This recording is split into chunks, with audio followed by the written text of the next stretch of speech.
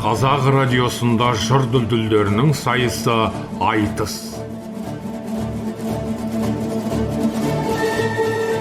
Ассалаумағалейкум қазақ елі, Алматтан сөйлеп тұрмыз. Микрофон алдында Бақыт Жағыпарұлы, дыбыс режиссері Советхан Қоңырбай. Нұр Отан партиясының қолдауымен халықаралық айтыс ақындар мен жыр термешілердің одағымен бірлескен Қазақ радиосының онлайн жүйесіндегі радио айтысы одан әрі жалғасуда. Өткен сенбі күні біз қызылордалық Мейірбек Сұлтанхан мен атыраулық Шалқарбай Ізбасардың айтысын толқыннан таратқан болатынбыз. Қазақ радиосының Инстаграм парақшасындағы айтысты көріп тамашалаушы дауыс берушілердің таңдауы бойынша жалпы 700 жазба түскен, оның 365-і Шалқарбай Ізбасаровқа дауыс берген. Сонымен айтыстың қорытындысы бойынша сіздердің таңдауларыңызбен Шалқарбай Ізбасаров жеңімпаз деп танылды. Біз Мейірбек Сұлтанхан мен Шалқарбай Ізбасаровқа алдағы уақытта да шығармашылық табыс тілейміз. Ал бүгін айтысқа қатысатын айтыскер ақындарды тағы да естеріңізге салып өтейін. Жамбыл облысының жүйрігі Қанат Мырзахан мен Ақтөбе облысының ақтаңгері Ақниет Жұбанышев. Сонымен бүгінгі сөзді Ақниет бастайды.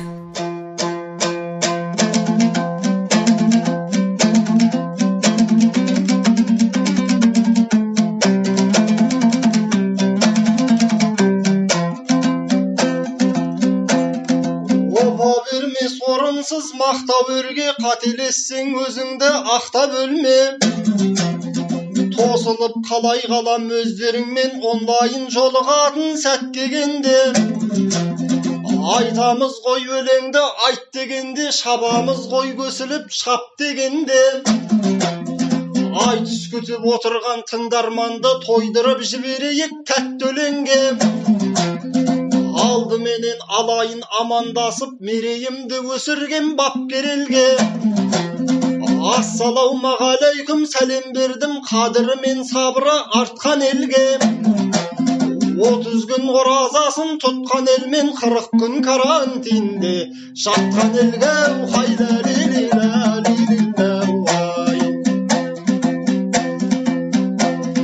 Бұл айтыс сәл өзгеше онлайн екен, біз онлайн отқан ел қолдайм екен. Ендеше елдің рухын, жұрт көңілін өлеңменен көтеріп толғай кетем. Ақындардың жүректен шыққан жыры бір тылсым құдірет қой сондай бөтен. Ұлы Отан соғысында Жамбыл атам Ленинградты көренім деп өлеңін майданға сарбаздарға жолдайды екен. Жауынгерлер өлеңнен рухтанып, ел мен жерді намыспен қорғайды екен.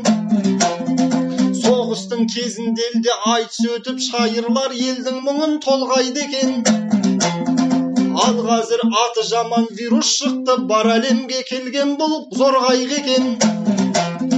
Қазақ радио онлайн айтыс жасап, төленерді ұлықтап қолдайды екен.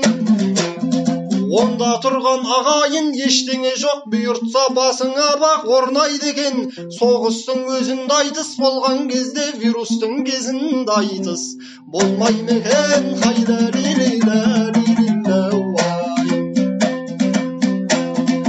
Арқардың орны таудың жартасында, ақынның орны алаш алқасында. Қазақ радио ерекше айтыс жасап, жұп болдым қанат дейтін мәртасылға. Онлайн айтысайын ал ендеше, дәл қазір отбаса да дәл қасымда. Қарсыласым сұрапыл ақын екен, алты қырдан атағы даңқасуда. Сан додада бас бәйге иеленген, тағымдап талай көлік маркасында. Және де бұл айтулы айти маман, компьютердің ішкен май сорпасында. Антивирус орнатып әрбір үйге, флешкімен мышқы жүрген қалтасында. Қазірдің өзінде бұл қарап қалмай жатқан жоқ, карантинде шалқасында. Ақылы түрде онлайн сабақ беріп, асап отыр қазы мен қартасында.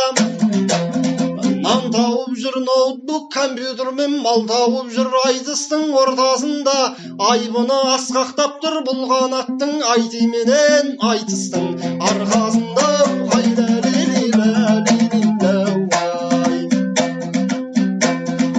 Аузынан шыққан сөзін жұрт тыңдаған, қанатжан байланысқа шықтың баман. Радиода қауышып қуандым ғой, сені маған бекерге жұп қылмаған. Әлеуметтік желіде белсендісің, жан болған соң вирусты жұқтырмаған. Күн сайын елге челлендж жолдап жатсың, не істемейді карантиндей тұтқында адам. Істеген ісімделге қайтала деп желіде жасап жүрсің ұтқыр қадам. Отжимания жасадың 60 рет, турникке де тартылдың 9 рет, спортқа болып апсың мықтыл маман. Содан соң тағыр басқып шашыңды алдың, көрді оны ғаламтордан бүткіл ғалам. Басым аман тұрса шаш өседі деп челленджді жасадың, жұрт қылмаған. Расымен бойындаймыз мықты екенсің, асығы алшы тұрып бүк тұрмаған. Ағындардың ішінде сен боп тұрсың, вирусқа төбе шашы тік тұрмаған.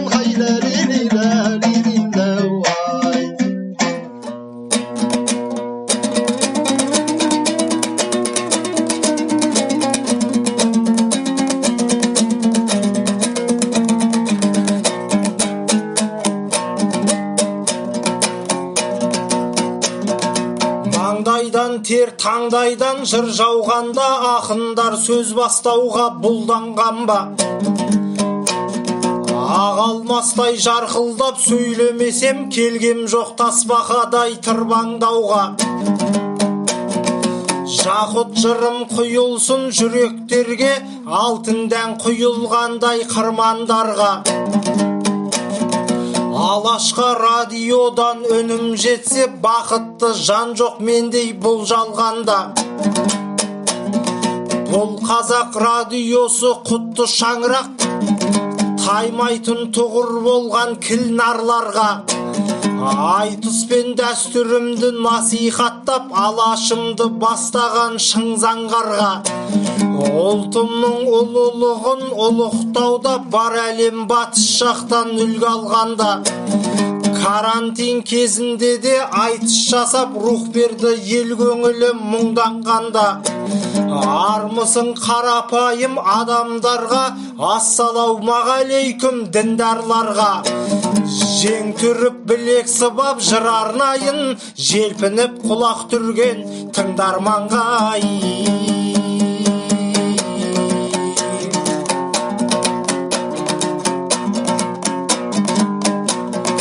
Ақын деп халық саған сене білді, ақ ниет ортаға сал өнеріңді. Отжимания жасасам айып бекен, үлгеттім спортта сан шеберімді. Тақыр басқып шашыңды алдың дейсің, мен жайлы айтып жиған дерегіңді. Шашал десе басалар ұл екенсің, мен саған білмей тұрмын не дерімді. Қылғыбырды сөз етіп не қыласың, жырлашы шаман келсе сен елімді. Абайдың 175 жыл тойы ғой, арнашы данышпанға өлеңіңді. 1150 жылы Фарабидің қалдырған мұраларды көне құнды. Тілдің жайын айт әлде жемқорлықтай, тарқатардай шерменен шеменімді. Індет келіп көңілі түскен елге, рух сыйлап көрсете біл көмегіңді. Айтам десең мәселе шаш етектен, шашты сөз ғып түсірме беделіңді. Ел басына күн туған қиын сәтте, қанаттың басын айтып не көрінді ай.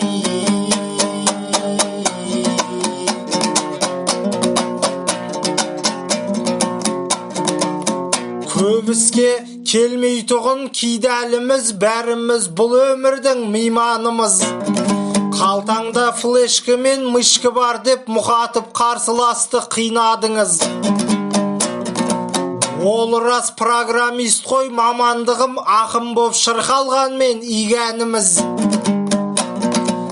Көштен қалып кетпейміз, компьютерді меңгерсе тек тұл менен ибалы қыз. Адамды компьютермен салыстырып бар еді біраз дерек жиғанымыз. Қос қолды перне тақта деп алайық, себебі жазу жазып ширадыңыз. Адамның кім екенін көрсететін монитор ғой бет әлпет дидарымыз. Барлығыз әрекетті басқаратын процессор емес пе миларымыз.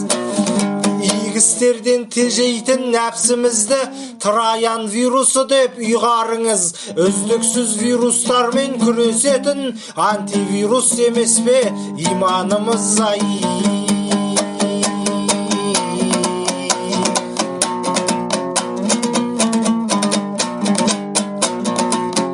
Қашпаймын ақиқаттан қиын көріп, жалған сөзбен жүргем жоқ тиын теріп. Мен енді бір қызықты баяндайын, тыңдаса айтысымды дүйім көріп. Осы айтыс өтерден 3 күн бұрын Бақтаға хабарластым мейір төгіп. Айтысуға шығасың ақ ниетпен, дайындалып жүр деді түйін теріп. Ақ ниет деген кезде көз алдыма қыз елестеп қуандым күйім келіп. 3 күн бойы ұйықтамай уайымдадым, сұлу сөздерді дайындадым, қыз алдында қалар деп сыйым кеміп. Қарындаудың қыр-сырын ойластырдым, соны да әжептәуір бұйым көріп. Осы арманмен жүрдім ғой алып ұшып, дәл бүгінгі айтысқа дейін келіп. Радиодан сұлудың нәзік даусын естимін деп отырем пейіл кеңіп. Еркектің қырылдаған даусын естіп кеткендей болды бірден миым кеуіп. Ақ ниет деген ақын ұл боп шығып, шошыдым қыз емесін кейін көріп. Еркекпенен шыққанда есім шықты, басымнан тастағандай сиыр теуіп. Бағанағы ойларым еске түсіп, отырмын өз-өзімнен жиіркеніп ай.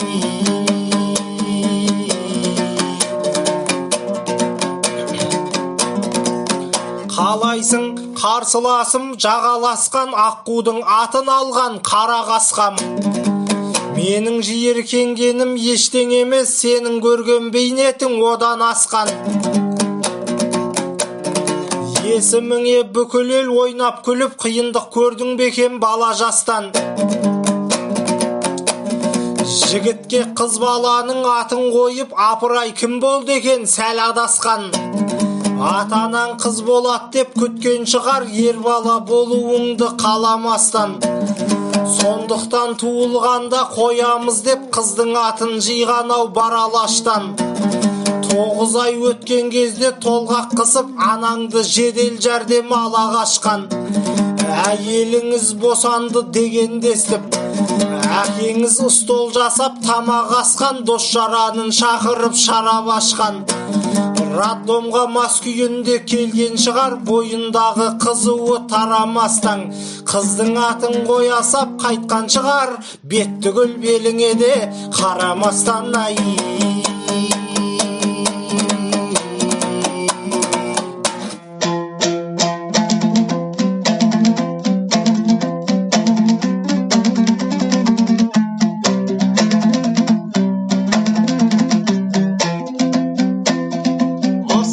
Талаясу белестен көп, айдарыңнан шабыттың желескен жоқ. Ақ ниет қыздың аты дегеніңмен, ақ ниет қыз мінезді боп өскен жоқ. Атымды қойған әкем кінәлі ғой, оған бола әкеммен егескем жоқ. Сондықтан түсіністік танытқайсың, сенің атың қыздікі деместен көп. Негізі менің әкем қызық адам, ат қоярда менімен кеңескен жоқ. Хайла лилилла лилилла вай. Арулар қылығымен жеңу керек, жігіттер оған көңіл бөлу керек. Әрбір ару еріне қорғаным деп әкесіне сенгендей сену керек. Ал жігіттер қыздарды анасындай құрметтеп мейірімін төгу керек. Аруға қол көтерген жігіттерге аямай 80 дүре соғу керек. Қыздың арын аяққа таптағанды қабырғасы сынғанша тебу керек. Жас қыздарды қор қылған тексіздер бар, жатса да жасы 70-50-ге кеп. Бүлдіршін қыз өмірін талқан еткен педофилді тірідей көму керек. Айуандар қиналып өлу керек. Ұлтым ертең құрдымға кетпеу үшін қыздың арын қызғыштай қору керек. Айналайын қанатжан, сондықтан да жүректер ақ ниетке толу керек. Еркекке ақ ниет деп есім берсе, астарына көп көңіл бөлу керек. Қара ниет қаптаған бұл қоғамда жігіттерде ақ ниет болу керек.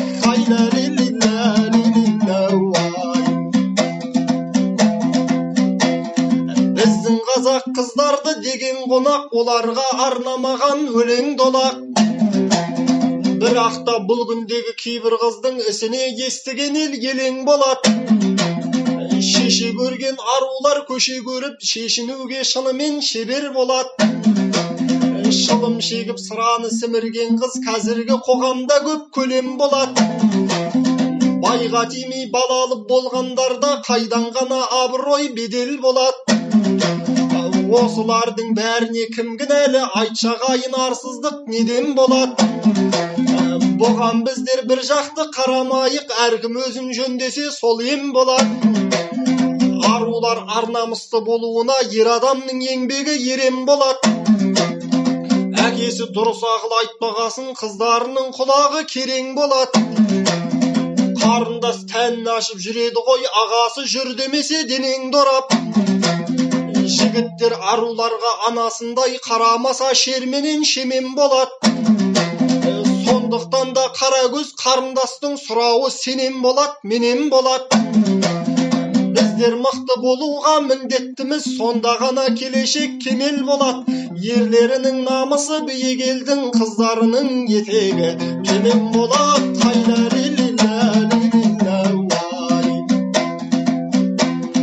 Радиода көрсетіп өжеттігін, бұл қанат көтереді тез екпінін. Әзілдеп шашын айтып бастап едім, елдің жайын айт дейді безеп тілін. Мен қашан елдің жайын айтпап едім, бүгінде айтып өтем кезектігін. Фараби Абай жылын атап өттің, көрініп басқалардан еректігін. Фарабидің жылында ұғындық біз білімменен ғылымның бөлек құнын. Абай жылы қайғырдық, қайғы ойладық, ұйқы сергек бұзылды кенет түнің. Тойлау емес бұл жылды ойлау жылы деп президент танытты зеректігін. Ойладық осы жылы ойландық да, кәсібі алға басты қол еттінің. Ақ киімді абзалжан дәрігерлер жасады күн түндемей көмек түрін. Ақырын жүріп тағы анық бастық, еңбек кетпес далаға демек бүгін. Абайдай болмасақ та абай жылы түсіндік, абай болу керектігін.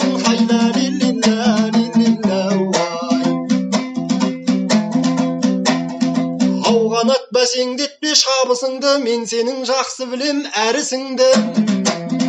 3 жыл бұрын Алматыда айтыс өтіп, жинады жақын менен алысыңды. Сен сол кезде өтірік айтыспенен шартарапқа жеткіздің дауысыңды. Өтіріктен алдыңа жан салмадың, солай таптың айтыстан табысыңды. Былтырда Нұр-Сұлтанда айтыс өтіп, өтірікпен еңсердің тағышыңды.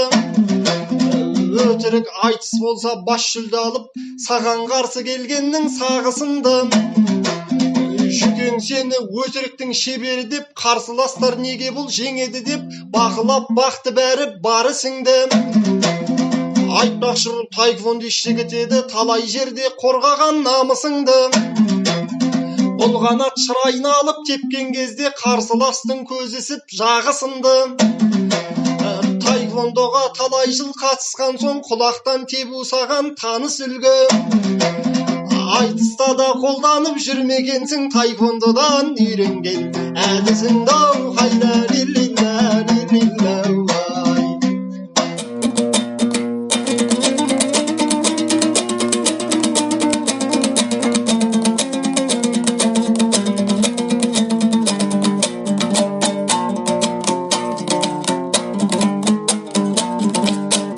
Айтыстай қан сонарда құсым ділдім, тіс қаққан талайлардың тісін жұлдым.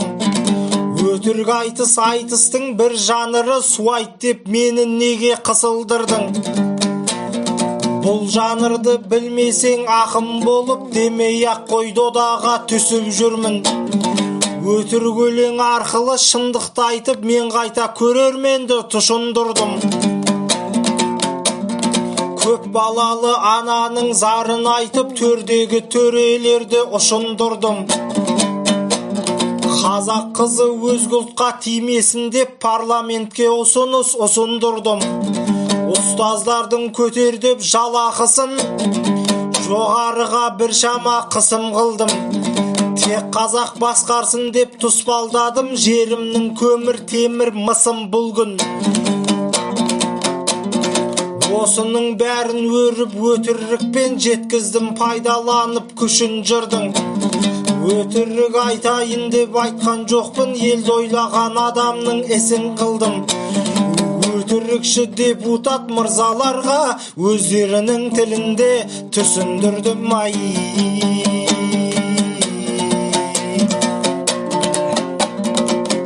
Таңғалып есіміне қараған ек, ағниет шыжбыж болды араға кеп. Әкем менің атымды қояр кезде менен сұрамады деп сала дәлек. Сен сонда да әкеңді кешіре сал, әкеге кінә тағу жаман әдет. Ал менің әкем өте ақылды ғой, туасап жатқанымда шарана боп. Арнайы мені меңгеп ақылдасты, атыңды қанат қойсам болама деп ай.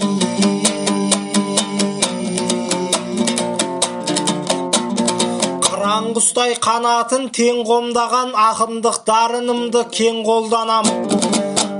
Карантинде ел көңілін көтеруге себеп болсын өлең жыр мен жолдаған.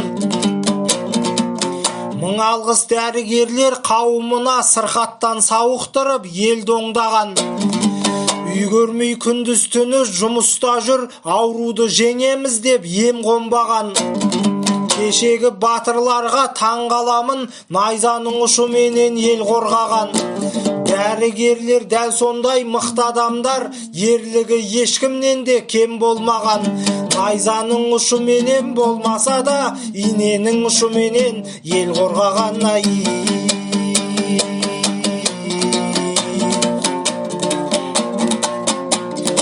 Фарабиде еттім деп ғылым дүлгі, ұлы Абайдан алдым деп ілім нұрлы. Абай жылы абайлап жүрейік деп ағниетпен ырым қылды. Еріктілер жылы ғой биыл тағы, сол жайға арнаймын мен бүгін жырды. Көрінбейтін дұшпан кеп ковид деген талай-талай саңлақты сүріндірді. Ел қиналып жатқанда індет келіп, пайдақорлар халықты шығын қылды. 1000 теңгеден саудалап масканы да масқара қып нарықты бүліндірді. Ал енді еріктілер сын сағатта өз бастарын қатерге тігіп жүрді. Азық түлік жеткізіп мұқтаждарға жаураған жұрт көңілін жылындырды. Маска тігіп таратып кейбіреуі өзгені де игіске жұмылдырды. Қашықтан білім беру оқушы мен студентті соткаға үңілдірді. Баласымен алысып ата-аналар мұғалім мен мектептің құнын білді. 50 елге кірдік деп мақтанғанмен интернет жоқ аймақтар түңілдірді. Коронавирус келіп міне осылай әуремен сарсаңға сап ығыр қылды. Ел үшін аянбаған волонтер мен ғаламтордың пайдасын ұғындырды ай.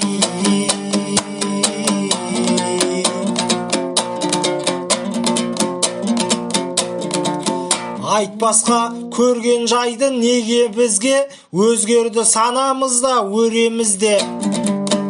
Қазір бәрі онлайн болып кетті, бұл заманның көшіне еремізде.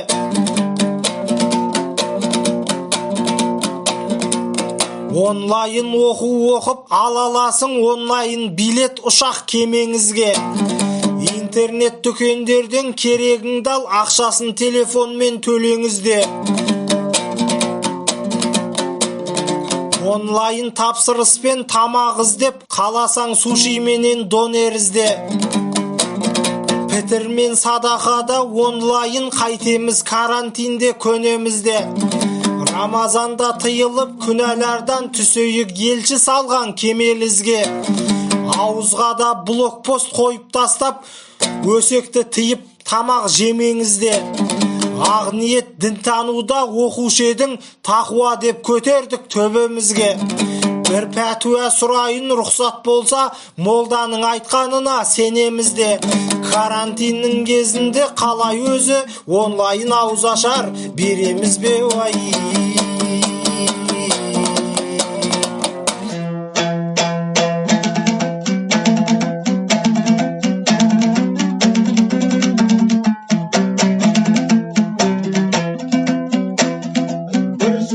Айта берсең тотыдайын, ойыңды қалай сенің оқымайын.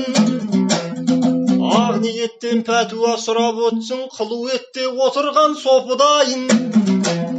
Ол рас дінтануда магистрмін, санаға қалай білім тоқымайын. Бірақ досым пәтуа бере алмаймын, күнәһарға Құдайдың сотыдайын. Сауап үшін өзің біл, берем десең, түзу болса пейілің ниетірайын. Онлайн ауыз ашар беріп жатсаң, онлайн қонағың боп отырайын. Ұйқыны басып жүрме одан кейін, тоқ қылғанға шүкір деп оқыдайым. Онлайн ауыз ашарға тойып алып, сәресі де боп жатпа оқыдайым.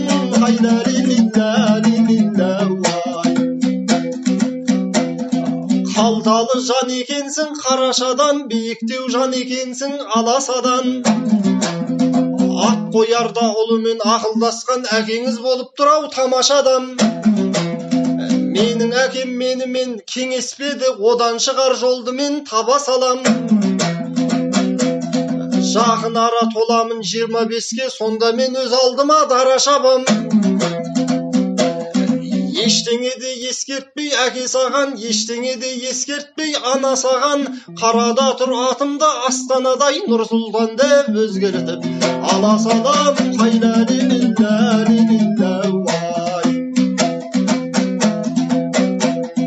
Қырменен асу асып кешіп көлін, көрдіңдер бұл вирустың өшіккенін. Жаһанды жаман індет жайлағалы, жан-жақтан жақсы хабар естпедің. Жүздеп мыңдап адамдар сырқаттанса, амалсыздан амалым нешік дедің. Дәрігердің өзі ауырып жатқан кезде кеттіңдер, оны естіп шошып көбің. Азаны бар алайда намазы жоқ, жамағатсыз боп қалды мешіттерім. Жаратқан мешіттерін жапқан менен, жаппас екен мейірім есіктерін. Аналар ақ бейілмен, шат көңілмен, алаңсыз тербетсе екен бесіктерін. Балалар бейбіт күнде күліп ойнап, көрейік тек жақсы сөз есіткенін. Бұл сынақтан өтеріміз Алла жазса, көбейіп ризықпен несіптерін. Құдіреті шексіз Алла, шын сұрасаң қиындықтың береді шешіп көбін.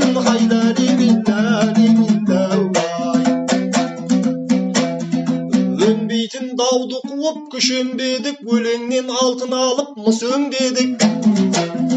Вирус келмей тұрғанда тайраңдадық, астыда болып мініп түсер көлік. Жегіміз келген асты жеген едік, ішем деген сусынды ішем дедік. Өсек өтірік ғайбаттан тыйылмадық, екі сөйлеп жатсақ та үш өлмедік. Шүкірменен тәубені ұмытқан соң, сынап жатыр халықты кесел келіп. Шүкіршіл қанағатшыл болсақ егер, дәл осындай жағдайға түсермедік. Құдайға құл екенді ұмытпайық, жатсақ та тау көтерер күш өңгеріп. Бұйырт болса бұл сынақтан аман шығып кетсе екен әр қазақтың ісі өңделіп. Жаратқан жаппари шипа беріп шықса екен сырқаттанған кісенделіп. Қасиетті бұл айда шайтандар мен вирустарда қалса екен кісенделіп.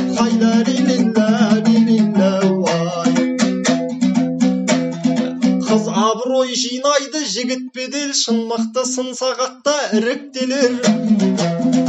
Елді жырмен бірлікке шақырамын, ешқашан қор болмайды біріккен ел. Дәрігерді емеспіз, сырқаты бар адамдарға ем-домын қылып берер. Полицейді емеспіз, блокпостта тыныштықты күзетіп тұрып берер. Саудагерді емеспіз, елге сатар азық-түлік көкөніс фруктілер. Тігіншіді емеспіз, тапшы кезде ел жұртқа тегін маска тігіп берер. Қанатжан біз ақынбыз, қиын сәтте күдігі бар жүрекке үміт берер. Өнеріміз сіздерге үміт берер, өлеңіміз сіздерге рух берер.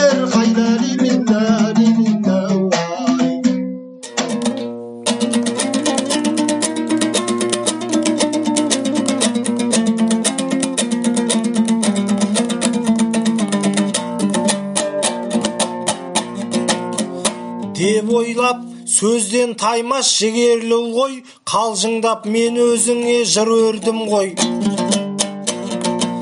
Ағниет қыздың аты емес пе деп айтып ем, ең басында шірендің ғой. Содан соң Нұрсұлтан деп өзгертем деп бауырым бір тіріліп бір өлдің ғой. Есің шығып кеткені соншалықты есіміңнен бас тартып түнердің ғой. Ағайын осыдан ақ байқадыңдар, мәреге бірінші боп тірелдім ғой. Келерде ағниет боп келген ұлды, кетерде Нұрсұлтан қып жібердім ғой.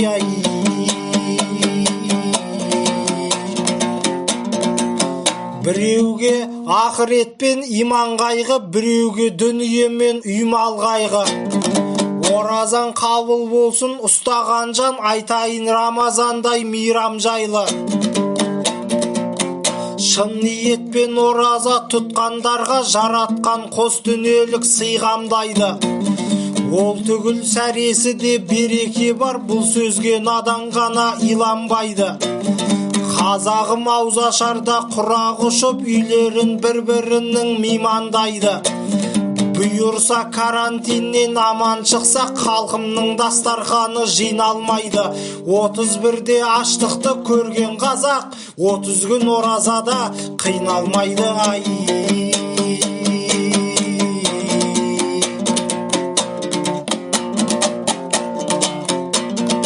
Өткенді ойлап болса егер, шамалы ақыл шығарып не қылайын жаңа нақыл.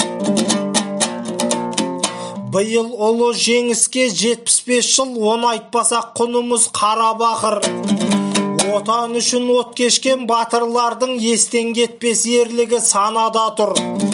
5 рет жау құрсауын бұзып шыққан номұштың бауыржаны ғаламат ұл. Ерліктің бас жағында Рейхстагқа ту тіккен Рахымжандай нараға тұр. Қыршынынан қиылған қыз ғұмыры Әлия мен Мәншүкте дара батыр.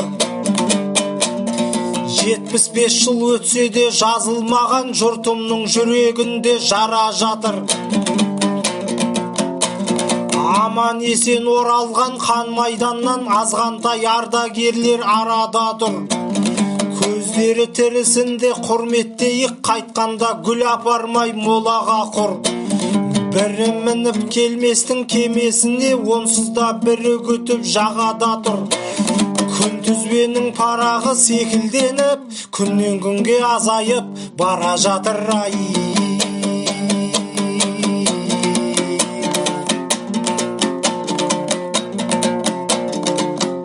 Ағайын құлақ салшы қанат ұлға, қанат ұл болмаса да дара тұлға. 100 жасап аталар мен апаларым заманды таңғалдырсын заматында.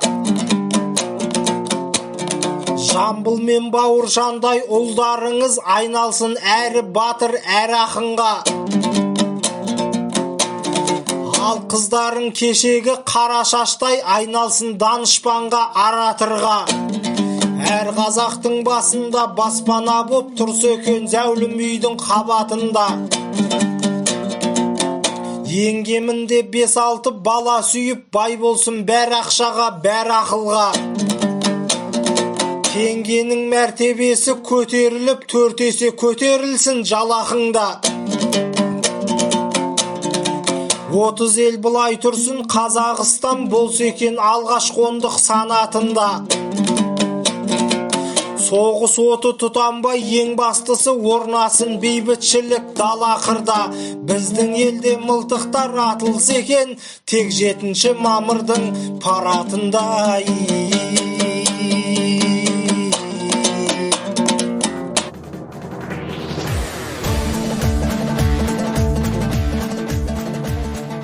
Сіздер Ақтөбелік Ақниет Жұбанышев пен Жамбыл облысының жүйрігі Қанат Мырзаханның айтысын тыңдадыңыздар. Дәл қазіргі сәттен бастап Қазақ радиосының Instagram парақшасы бойынша дауыс беру басталды. Қалаған ақыныңызға дауыс беріңіз. Жүйріктерді бірге таңдайық. Қазақ радиосы қосулы болсын.